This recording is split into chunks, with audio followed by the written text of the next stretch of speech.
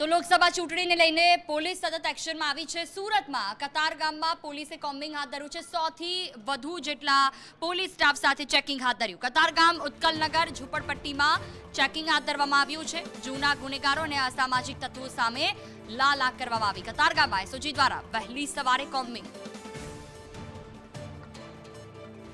100 થી વધુ police staff સાથે ચેકિંગ હાથ ધરવામાં આવ્યું છે। ઉત્કલનગર ઝુંપડપટ્ટીમાં જૂના ગુનેગારો અને અસામાજિક તત્વો સામે પોલીસની લાલ આંખ।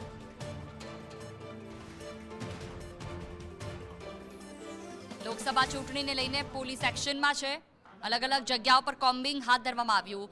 વહેલી સવારથી 100 થી વધુ પોલીસ કર્મચારીઓ તેમાં જોડાયા હતા। ચૂંટણીને લઈને સુરત પોલીસ એક્શનમાં।